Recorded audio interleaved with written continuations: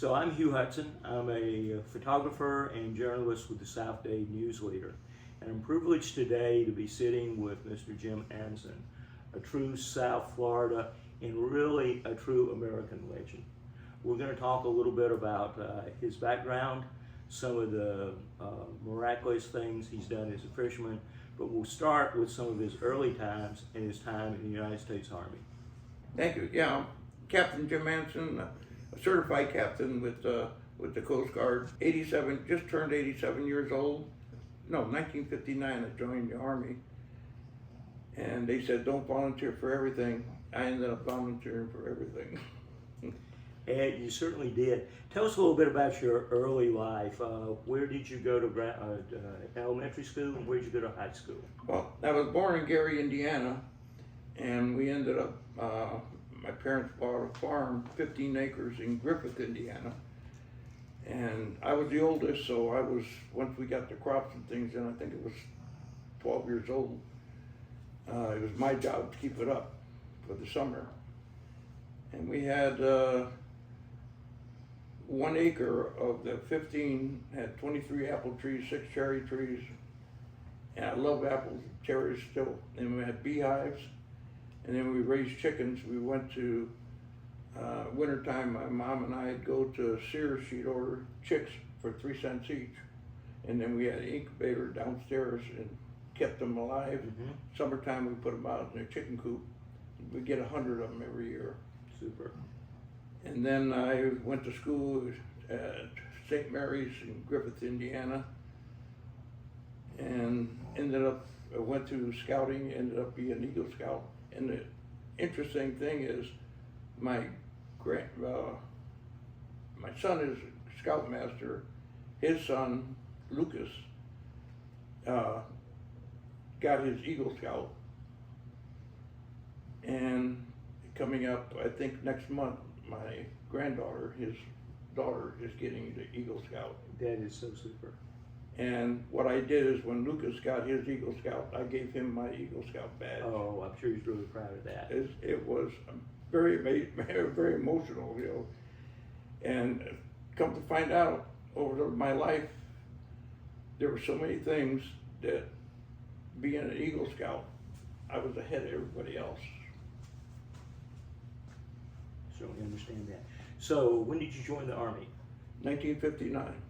I had just graduated Coral Gables High School. I was on the track team, which we won the state championship in the Big Ten.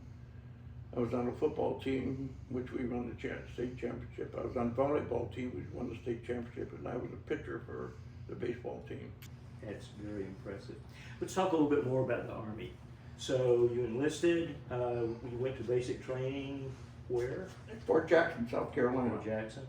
And then did you go directly to the 101st at that time? No, to qualify for it, you got to do 50 push-ups, 50 sit-ups, and 50 chin-ups. I did them, and then they sent me to Fort Jackson. And a buddy of mine, Eddie O'Donnell, we went in together on a buddy plan, but he got sick, so he was a week behind. And he went to Fort Bragg for the 82nd, and I went to the 101st. Right. And then I went through jump school. It was 5 weeks. And then I was a ham radio operator before I went in, so I knew Morse code real good. And I didn't like, they put me in teletype and stuff like that, right, in the message center, and I hated it. And then I figured, you know, they in the Special Forces was going to start, President Kennedy wanted to start it. So I volunteered for that, figuring I could be a radio operator in that. And the neat thing was, while we were going through school, they sent us to Morse code school. I already knew 20 words a minute. Right. That's 20 words a minute is 120, let me see, yeah, 120 letters, right, in 1 minute. It's faster than I could write. Yep. But I was able to do it. So we went to radio school. I check in. After the first class, I take off, and then I come back and take the test, and always passed it. Super. So you became one of the very first Green Berets. The first official ones, yeah. And I know that you were involved with the demonstration that really kind of solidified in President Kennedy's mind that the Special Forces were going to be a really important part of what the military was going to be doing. Right. But what it was is, it was all new to us because nobody really knew. But what it is, Special Forces is to advise and train indigenous personnel on the concept of guerrilla warfare. Our job is to go in, help them help themselves. We'd recruit people from the villages, and then we'd arm them and pay them $50 a month. And $50 a month in Laos was a year's pay. Right. So they loved it. So you're in the 1st Special Forces Group. Yes. And that was headquartered in Okinawa at the time? Yes. And then how did you get from Okinawa to Laos? Well, what it was, see, the idea is Special Forces, if you send a company to a country or something, they'd know that'd be 120 people. But if you put 12 guys on C-130, nobody pays attention. So we flew from there to Manila. And they stopped and they started to fuel up. So at that time, everybody smoked. So if you wanted to smoke, you have to go, you know, on the line there, and they were having the SAC Air Base alert, so they had guards around us. Right. So I got off and walked over to where we could light up, and then said, oh shoot, I left my lighter on the plane. So I walked up to this airman there, and I say, hey buddy, you got a light? And it was my best friend from Griffith, Indiana that I went to school with. Well, that's amazing. Here in Manila. That's amazing, Manila.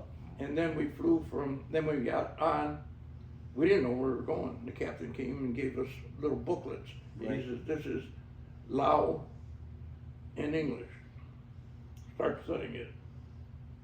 Then we figured out we're going to Laos. Right. This is before Vietnam really got hot. Right. So we're doing it, training, you know, and trying to talk to each other and everything, because it was like an 8-hour flight. And so once we landed on the ground, the captain says, from now to the time we get on the plane to go home 9 months from now, no English. And be surprised, in a week's time, we carry on conversations. And then when I finally got back from Laos, I had to translate into English. I was so used to Lao. It was so easy, you know. So Jim, what year was this? 1962. So this was in 1962. So it was the secret war in Laos. We did not talk about the fact that we had forces there. Right. And you were part of an A-team. Right. With 12 individuals. Right. And your position on the team was as the radio operator? Yeah, there's 12 people, 2 of each. You have 2 officers, a lieutenant and a captain. You have 2 radio guys, 2 heavy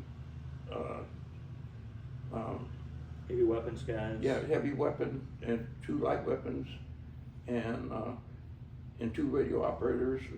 A couple medics. And 2 medics. But once we got that going, then we split the team. And Lieutenant Baya took 6 and they started another team. Right. So there's 6 people running 120. And it worked out good. And we actually set up a 3-party system in the Lao system.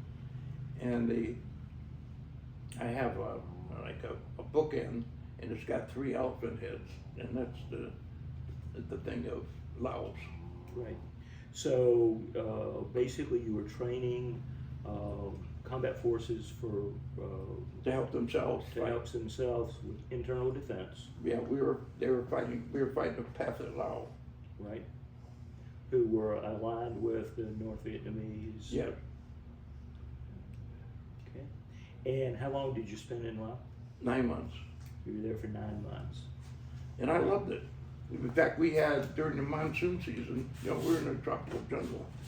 Monsoon season, it rained I think 43 days and nights and never stopped. Yep. And so I put on my clothes. Sometimes I didn't wear a shirt. And then at the end of the day, because I built these huts, good thing because I could never make it in a hammock. Oh yeah.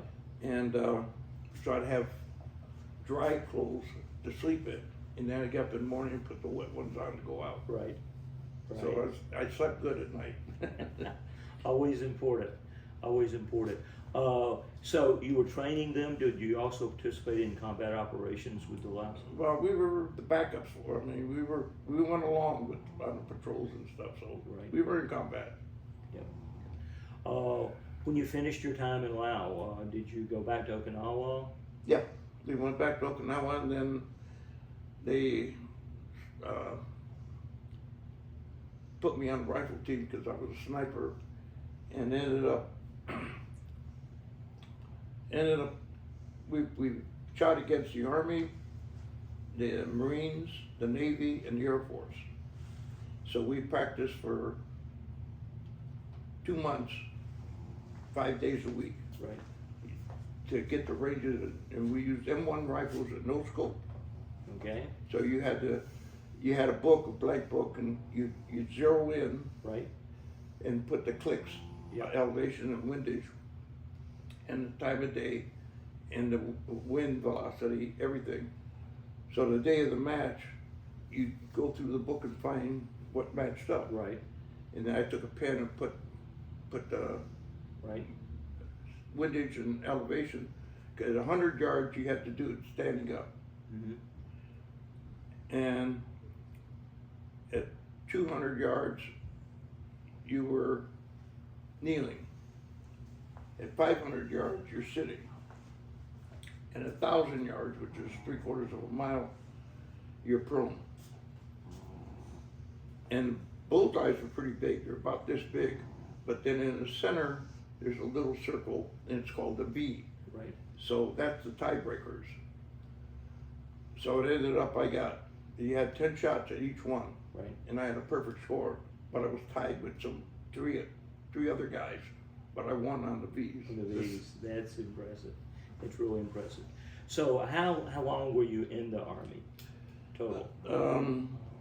Almost 4 years. What it was I was going through so many of these things that I was starting to worry that, that I was what they call, you have a job number. My radio operator was 0516. Right. And then if you went to the Special Forces Super School, then you got a 3 if you pass. So out of the whole company, 5 of us got the 3. Mm-hmm. And then we went to, we were on the 5-man portable atom bomb team during the Cuban Missile Crisis. So I just figured, my time's up, I'm gonna go home, because I wanted to get married. Right. And So I called my girlfriend, Right.